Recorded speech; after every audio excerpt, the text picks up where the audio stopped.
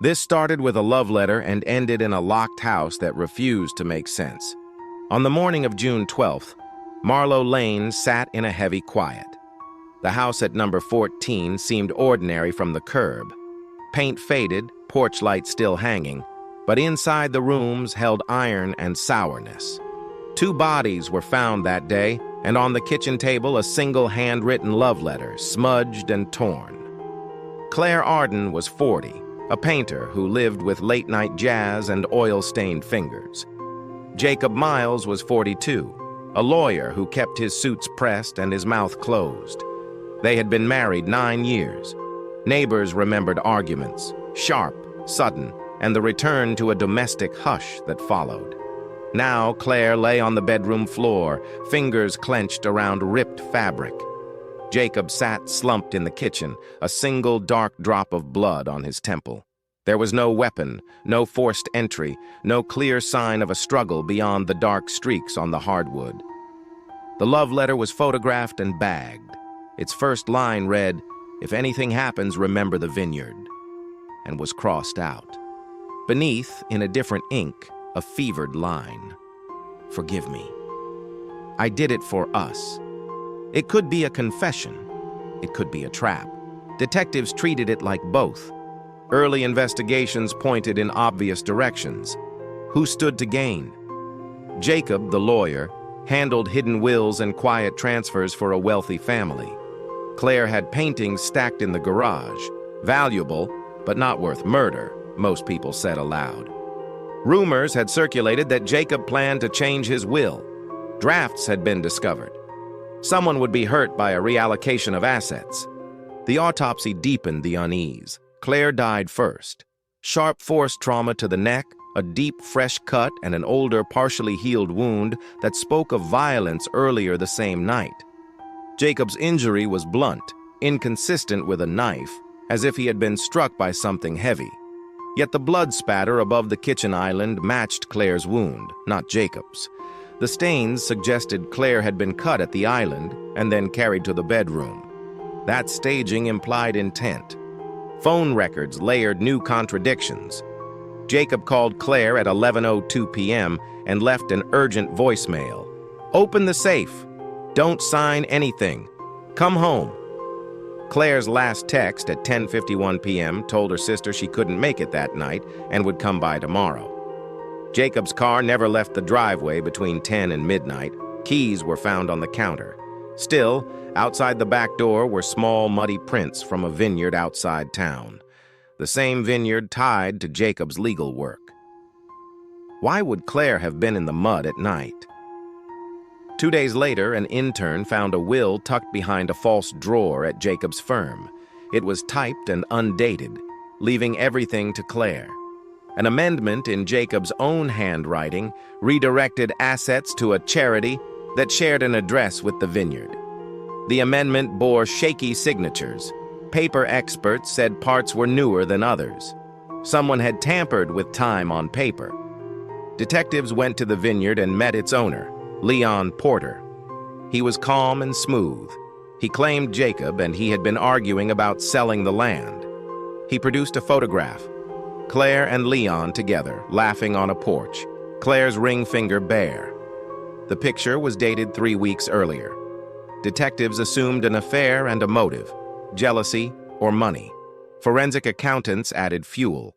Small wire transfers from an offshore account into Claire's bank, coded emails from an account named M, and large payments to Leon's company a week before the murder. Then, a bakery's CCTV captured a hoodie-clad figure leaving Marlowe Lane at 11:10 p.m. The stride matched Jacob, but the hoodie bore a tiny paint-splattered heart, the logo of Claire's studio. Claire owned that hoodie. Theories multiplied. Maybe Claire and Leon plotted to frighten Jacob into signing the amendment. Maybe Claire's plan spiraled into a lethal accident.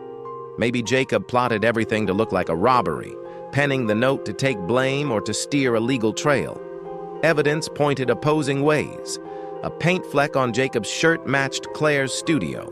DNA on that fleck matched Claire, and microscopic plant matter traced back to a rosemary bush in Leon's yard. Rosemary Leon said he didn't keep. Pressured, Leon admitted meeting Claire that night. They argued about payments. Claire left angry, he said. He claimed Jacob's car was still at home. But Leon's phone GPS revealed a 20-minute gap. He had driven to Marlowe Lane and back. The vineyard's address matched the charity named in the will amendment. Handwriting analysis began to twist. The amendment bore Jacob's signature, but the pressure pattern matched Claire's hand. The pen used for the "For Us" note was a type of glass dip pen found among Claire's brushes. Either Claire wrote the note or someone forced her to. Then forensic work found glass. A shard from a recently replaced bottle splitter at the winery matched a cut on Claire's neck. The fatal wound was from glass, not a knife. A fiber from Claire's sweater matched the inside lining of Leon's jacket. Under a microscope, the fiber held a sliver of the winery glass. All of it pushed toward a scuffle in the kitchen, a bottle smashed, a fatal cut, and a chaotic attempt at staging. Leon, finally fracturing, described a fight that got out of control. He said Jacob had followed a business argument about the will. Jacob and Leon argued at the kitchen island. Claire tried to intervene, and a bottle fell and shattered. Claire bled quickly. Leon left, he said, thinking she would be fine. He claimed Jacob wrote the staged note to pin blame on Leon and redirect the inheritance toward the vineyard. Leon confessed to the fight and to tampering with evidence. He denied the intention to kill. The courtroom was a map of half-truths. Fingerprints, DNA, and timelines collided. Claire's prints were on the amendment. Jacob's blood stained the bedroom rug. Leon's DNA sat on the bottle that had killed Claire. The district attorney charged Leon with manslaughter and Jacob with tampering and forging legal documents. The trials were messy and public, and no one was charged with first-degree murder. In the midst of the chaos, another secret surfaced. Claire had a son, Mark, 14, who believed Jacob was his father. Claire had been quietly arranging the vineyard's assets as an insurance policy for him. The hidden will had been her attempt to shelter something for Mark. In a stack of unsent drafts, detectives found a letter Claire had meant to leave for her son. Words about protection, about lies used as shelter, about trying to make things right. At trial, jurors found Leon guilty of involuntary manslaughter and Jacob guilty of obstruction and forgery. The verdict left many questions crooked.